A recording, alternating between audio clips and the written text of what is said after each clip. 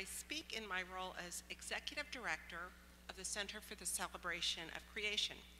The Center is an interreligious program affiliated with Chestnut Hill United Church in Philadelphia, Pennsylvania. The Center works with congregations and individuals to address problems of environmental injustice.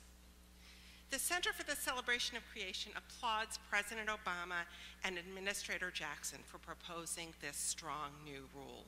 We urge that it be implemented quickly and not weakened in any way. Every major faith tradition calls on its followers to protect those at the margins of society, those who cannot defend themselves, the young, the old, the sick, the poor. And it is exactly those persons who will be hurt first and worst by climate change, the climate change caused by industrial carbon pollution. The major faith traditions also call on us to protect, even celebrate the natural world that God has given us. God's love is infinite. The earth's natural resources are not. The ways that we generate power in this country are causing damage to God's world that may take decades or centuries to heal, threatening to deprive our children and their children of safe and healthy communities in which to live and grow. Pennsylvania is the third worst state in terms of global warming pollution, with our 12 million residents creating 1% of the world's heat-trapping emissions. Our state creates more global warming pollution than 101 countries combined. With a long history of burning fossil fuels to generate our power, Pennsylvania already has abundant scars on our landscape. Piles of coal waste, miles upon miles of dirty, dead waterways, and dirty air. And our unacceptable air quality is largely a result of power plant pollution. The Clean Air Task Force found that more than 1,300 Pennsylvanians died prematurely just in 2010 because of this power plant pollution. Almost 2,300 Pennsylvanians had heart attacks brought on by the pollution. This state that I love so much offers its people the second worst mortality risk in the country because of attributable to power plant pollution. And of course, all this industrial carbon pollution is damaging our earth, heating the air, the land, the water, and destabilizing the climate.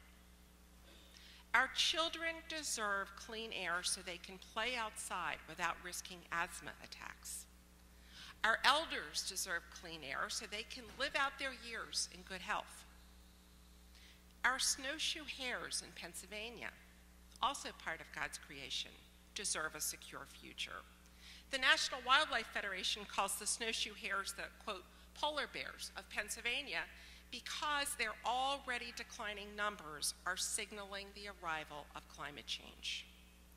Pennsylvania's beloved forests are threatened by global warming as warmer winters fail to kill off pest species and changing precipitation patterns stress our trees, the wildflowers, and the birds and other wildlife that depend on them.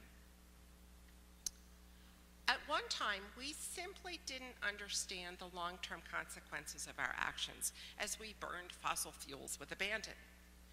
We couldn't have been faulted in the 1960s or 70s for building countless coal plants that belched enormous quantities of industrial carbon pollution.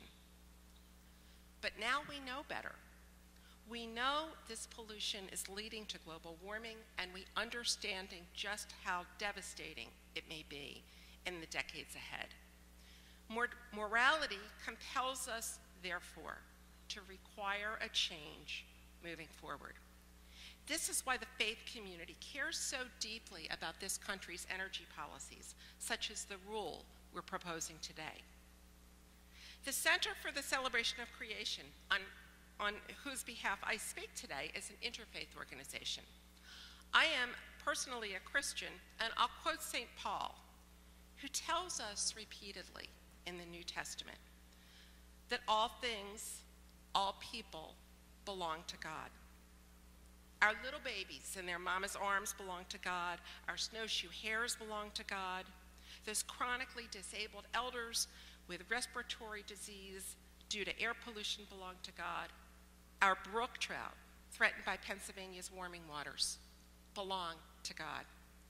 This rule on which we comment today moves us to better protect the sacred and irreplaceable gift of creation, which comes from and belongs to God. We need this rule. Amen.